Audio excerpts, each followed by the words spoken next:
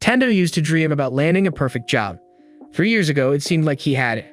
Everyone at the company was friendly, and he even met Sari, a wonderful woman, on his first day.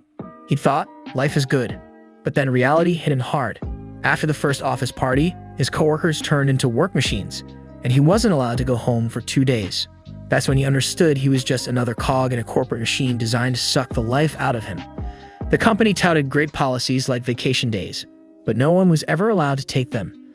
Overtime was unpaid, the workers underpaid, and the boss was an absolute nightmare. The cherry on top, no one cared about his worsening health. By the second year, Tendo was falling apart. Mountains of work kept piling up, and his health was spiraling downward. The only thing that kept him going was his interest in Sari. But even that dream shattered when he found out she was dating the CEO. Now, Tendo was at a loss. He couldn't figure out why he still stayed in a job that was turning him into a hollow shell of a man. He even entertained thoughts of ending it all, stepping into traffic, hoping for a quick exit. But luck wasn't on his side. The situation was so dire that he even toyed with the idea of jumping in front of a train, but he couldn't bring himself to do it. By the third year, he felt like a zombie, his world reduced to shades of gray. All he could think of was work, and it had become his entire existence. One morning, Tendo woke up in a state of dread, not wanting to go to work but knowing he had no choice. As he dragged himself out of his home, he noticed a letter in his mailbox. Yet another problem. He'd forgotten to pay his parking pass. With a heavy heart, he trudged to the building manager's room to try and sort it out. Tendo had once been so optimistic, full of life and ambition. Now he felt like he was already one of the zombies he used to imagine in fantasy scenarios, stripped of all emotion and spirit. Work had consumed him, leaving him an empty husk. He didn't know how to break the cycle, afraid that quitting would only make life harder for his remaining coworkers. The thought that all jobs could be this bad also made him hesitant to leave. He lived in a daily horror, a life-sucking cycle of work that left him no time for anything else. He saw himself as a zombie, living but not truly alive. As he headed to the building manager's room to deal with his unpaid parking pass, it was just another burden in a life already full of them. Tendo felt trapped, a living zombie in a world that had drained him of all his life, enthusiasm, and dreams. When Tendo reaches the building manager's door, no one answers his knocking. Spotting a half-open door, he walks in, only to find the manager munching on human guts. It's the first splash of color he's seen in ages. Terrified, he sprints out and discovers zombies waiting for him. Rushing upstairs, he frets about being late for work. Then he sees a plane crashing from the sky and realizes his nightmare bosses are probably dead. He doesn't have to go to work anymore. For the first time, he feels like his life has meaning again. Perched on a rooftop, Tendo dreams of the freedom he has now. His thoughts drift to Sari. He decides he'll confess his feelings to her CEO's girlfriend or not. Riding his bike to her house, he finds his zombified boss. Seizing the moment, Tendo quits by body slamming him out the window. Tragically, Sari is also a zombie. Tearfully, he confesses his love to her for closure and flees to avoid being eaten. That night, he ponders his new reality. The world's falling apart, but he wants to make the most of it. He even creates a bucket list. The next morning, he wakes up from a nightmare about work, but feels relieved. His room, cluttered for years, gets a thorough cleaning. Grabbing a beer, he savors it as his first taste of freedom. The TV shows the city in chaos, fires everywhere, and a brave news anchor still on air until the signal dies. For Tendo, the world's collapse isn't his problem. His focus is enjoying today and making up for years of self-inflicted torment. But then disaster strikes. He runs out of beer. The thought of venturing out terrifies him. But what's a lazy day without beer? So, begrudgingly, he decides he'll have to go out. Meanwhile, in another room, a couple is panicking about the apocalypse. The guy reassures his partner, saying they just need to survive one more day. Tendo overhears this and thinks, one more day. I've survived years in a toxic workplace. This apocalypse is a walk in the park. As Tendo prepares to leave, he feels a newfound sense of purpose. The world may be overrun by zombies, but at least he's not overrun by meaningless work. His job had turned him into a walking dead man long before this apocalypse ever did. And now, with no office to report to, no boss to fear, and no clock to race against, he feels more alive than ever, even in a world full of the dead. He locks his door and steps outside, ready for whatever challenges await him. His first mission, to get more beer. But beyond that, he's excited for a future where he can live by his own rules. Tendo knows he could die at any moment, but for the first time, that doesn't scare him. In a twisted way, the end of the world has given him a new beginning. As he navigates through the zombie-infested streets, he thinks to himself, "This is the first day of the rest of my life," and that thought fills him with a sense of freedom he never thought he'd feel. As the man named Kosaka prays on his balcony for a savior, his eyes lock onto Tendo, who's climbing down a pipe. Kosaka invites him in, but Tendo declines, saying he has to grab a few things first. Tendo, surprisingly calm while handing off a pipe, introduces himself as the next-door neighbor. Wanting to be a good neighbor, Tendo offers to pick up some items like noodles and toilet paper for Kosaka while he's out. Riding his bike, Tendo draws the attention of zombies. He knows it's risky, but is determined to get beer. At the convenience store, he notices a bike with a camera but ignores it. Inside, he starts singing his beer song, only to cringe when he spots a girl near the fridge. Trying to play it cool, he keeps talking, but she ignores him. When he asks for her contact info, she finally speaks. She criticizes him for his poor survival skills, like only getting beer and leaving the door open, which now allows zombies to enter. Just as Tendo tries to shield her from the zombies, a truck crashes through the wall, killing the zombies. This close call teaches Tendo some important lessons about risks and always closing doors. He hopes to meet the girl again, but has no time to dwell on it now. His bike got crushed by the truck, and he can't outrun the zombies. Then luck strikes. He spots a scooter and uses it to escape. As he rides, he realizes many vehicles are still parked with keys since the apocalypse happened during rush hour. Just as this thought crosses his mind, he finds a hot rod and drives it back to the apartment. Upon reaching Kosaka's apartment, Tendo finds a horrific scene. Blood is everywhere, and it's clear they won't be joining him. This harsh reality reminds him that death could come at any moment. Determined to live life fully, he writes down all the things he wants to do. Meanwhile, we see the girl from the store in a penthouse. She's serious about surviving and even runs 10 kilometers on a treadmill as part of her daily routine. She's been studying zombie movement patterns and had been at the convenience store to collect data and supplies. She also reveals that she had predicted the truck crashing into the store and had been analyzing Tendo the whole time. The girl reviews the footage she captured of Tendo and can't help but smile. She thinks about how careless and yet oddly brave he seemed. Maybe in this new world, there's room for both their approaches. She's all about calculated risks and preparedness. He's about seizing the moment. Both are survivors, albeit in very different ways. Tendo, back in his apartment, takes a sip of his hard-won beer. It's strange. For so long, his life had been colorless, consumed by a job that drained him of all happiness. Now, even in a world overtaken by zombies, he feels more alive than ever. It's a messed up world, but it's also full of possibilities. Whether it's finding another hot rod or running into that mystery girl again, he's excited for what comes next. In a way, the zombie apocalypse has been a kind of twisted blessing for him. It broke the cycle of his miserable life and allowed him to prioritize what really matters. Now, all he wants is to live each day to the fullest. After all, in a world where you could die at any moment, what other choice is there? She contemplates that maybe Tendo's spontaneous approach to life has merit. Elsewhere, a girl mourns her father's loss, and a club manager comforts her. However, he's informed that zombies are approaching. Assuring the girl he'll return, he confronts the zombies to defend the club's survivors.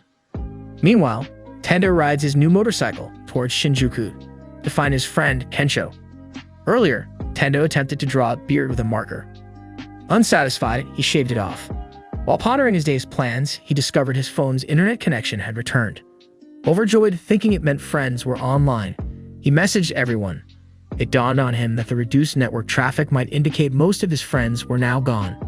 This realization deeply saddened him. He recalled missed opportunities favoring work over friendships. Scanning his contacts, he found Kensho. Tendo was confident Kensho, a fighter at heart, couldn't have succumbed easily.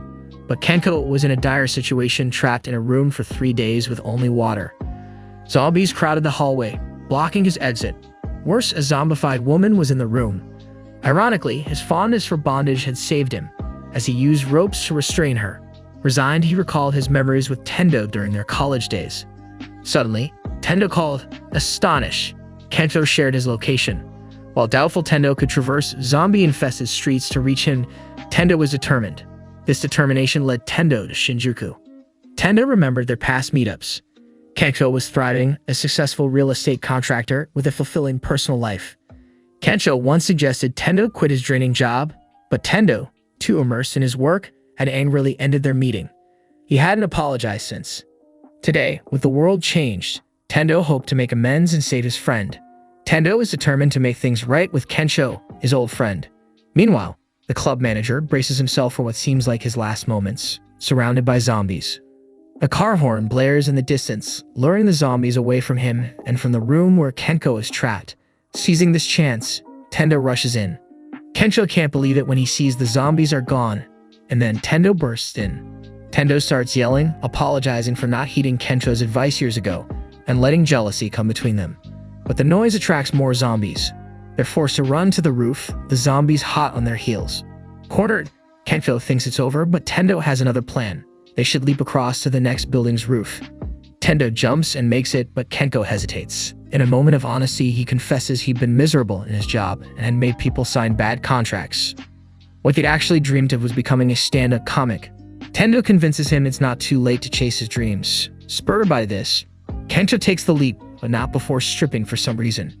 He barely makes it, hanging off the ledge. Tendo pulls him up, but not without some awkward injury. Later, the two are relaxing. Tendo, naked and engrossed in a zombie video game, eventually loses. Kensho, also naked, has cooked a meal. Tendo finds it delicious and says that Kensho's all-around skill is probably why he's popular with women.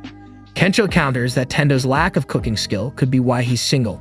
Tendo, ever optimistic, vows to find a date today, despite the slim pickings in a zombie apocalypse. Kensho checks out Tendo's wish list for life and finds it unrealistic. Tendo dreams of whining and dining a flight attendant, which, given their circumstances, seems wildly ambitious, almost needing a miracle. But Tendo remains unfazed. He's going to live life on his terms, no matter how crazy it seems. Even though it might seem like a far-fetched dream, Tendo and Kensho decide to make a list of things they want to do. Kensho adds become a stand-up comic to the list. Now, Tendo feels he should try that too. Since Tendo saved his life, Kensho is up for any adventure Tendo suggests. So off they go on Tendo's hot rod to get a mega flat-screen TV from the mall. Before they get there, they hit a roadblock, a road on fire with a zombie firefighter to boot. And just when things can't get worse, a truck barrels towards them. Tendo recalls a past experience and gets a wild idea. Jump over the truck. The plan works, but the truck explodes, forcing them to take refuge in an underground mall. This mall, too, is filled with zombies, so they ditch their bike and dash into a convenience store. They manage to lock the door just in time. Inside, they find 3 women and a man hiding in fear. After confirming Tendo and Kensho are infected, the group relaxes a bit. Despite being surrounded by zombies, they're thankful to find a safe spot with food and drinks. They all share introductions. The women are Reika, Maki, and Yukari. Surprisingly, they're flight attendants.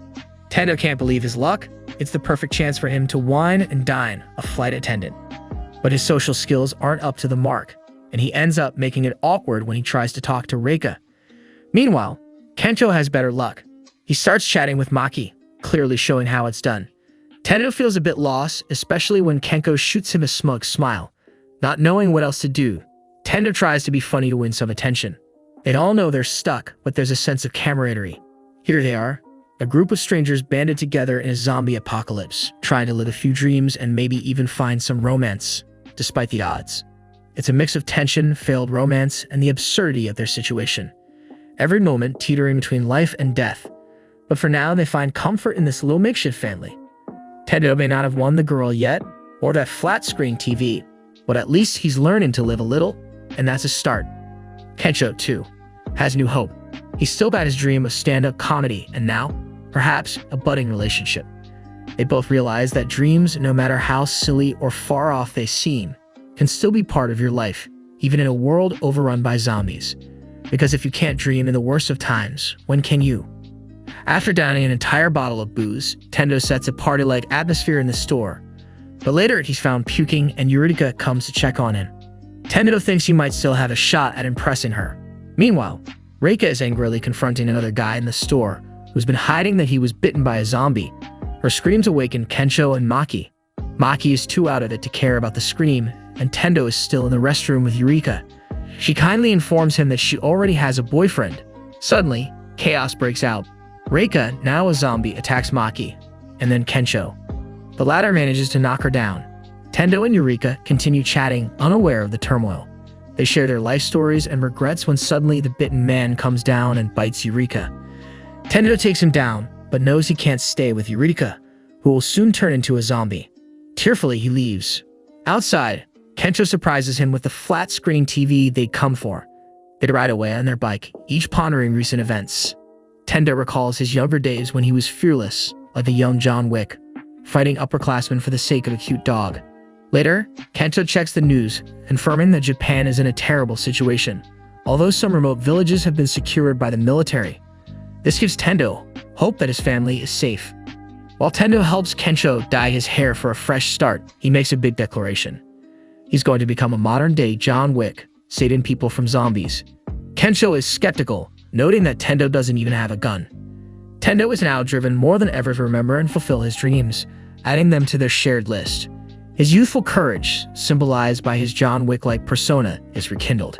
He decides he can't let the apocalypse, or his previous failures, hold him back from trying to make a difference.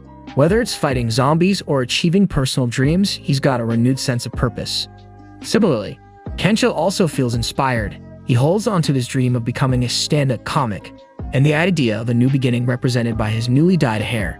As they ride away on their motorcycle, the flat-screen TV strapped to the back serves as a symbol of their determination to keep living, to keep dreaming, and to keep fighting, no matter how grim the world around them becomes. But for now, they must face reality. They're in a zombie apocalypse, and survival is the immediate goal. Tendo's dream of becoming a hero might seem out of reach, especially without a gun, but it's a start. They both know they have a long road ahead, but they're ready for the ride. Tendo has a new goal: to become a superhero. He and Kensho go up to an abandoned aquarium to find something to help him achieve this. Meanwhile, a bus full of people is trapped in zombie traffic. The driver assures them they're safe in the sealed bus, but he's wrong. Panic ensues and people scatter, running for their lives. One girl makes it to the aquarium, thinking she'll be safe. But just as she arrives, she trips and falls. To make things worse, a very fast zombie, who looks like Usain Bolt, starts running toward her. Just then, Tendo appears wearing a shark suit he found in the aquarium. He tackles the Bolt zombie, sending it flying. The shark suit is his secret weapon against zombie bites, fulfilling his superhero dream. Tendo directs other survivors to the safety of the aquarium, and among them, he spots his second crush. But there's no time for love. The Bolt zombie returns. Even though the shark suit prevents bites, the force of the attack still hurts. Tendo gets knocked down and swarmed by a group of fast zombies, looking like an Olympic team. Kensho decides to let Tendo handle it alone. Somehow, Tendo manages to push the zombies off a bridge and into a river. Lucky for him, these zombies aren't good swimmers. He returns to the aquarium where Kensho acts as if nothing happened. Tendo approaches his crush to talk, but she starts to mock him thoroughly. Even Kensho's attempt to defend him fails because the girl's insults are just too good. Suddenly, a loud crash reverberates throughout the aquarium. Both Tendo and Kensho decide to investigate. This day has been a roller coaster for Tendo and Kensho. They'd faced death, zombies, and even a bout of failed romance. But amid it all, Tendo's dream of becoming a superhero seems closer to reality thanks to his creative use of a shark suit as armor.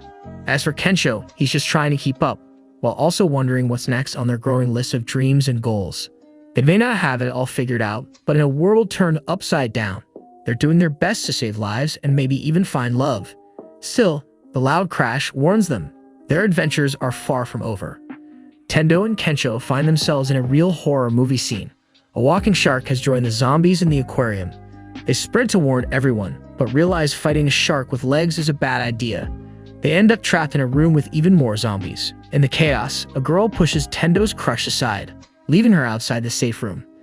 Kensho can't get the door open to help her. Tendo, not waiting around, decides to act. On the other side, Tendo's crush is cornered by the giant shark. She's almost given up, believing she's done for. Just then, Tendo drops from an air vent and tackles the shark. She's stunned. Why would he risk his life for her, especially after she had mocked him earlier? Tendo explains that he doesn't need a reason to help someone. He's doing what feels right. As they flee, she comes up with a plan. Sharks don't like electricity. If they could shock the shark, it might give them a chance to escape. While they put the plan into action, Tendo is knocked out, and Kensho tries to be the hero by luring the shark away. He instantly regrets his decision, but it gives Tendo enough time to recover. The girl finds batteries, throws them to Tendo, who uses them to shock the shark, saving the day. After they escape, Kensho asks the girl if she's joining another group. She's had enough of that, she says. She still can't fathom why Tendo saved her, to which she replies, "You were precious to me, so I would save you no matter what." Flustered, she finally gives Tendo her contact information. Next, Tendo plans to go to his parents' village, and that's the end of this wild episode. So what have we learned? Tendo is a man of action, whether it's tackling zombies or walking sharks. He doesn't need a reason to help. It's just who he is. Kensho, although not as brave, does his best to contribute. And the girl, initially skeptical of Tendo, now sees him in a new light. As for the shark, let's just say it's probably rethinking its decision to grow legs. Make sure to tune in for the next episode to see what new challenges await our heroes. Subscribe for more.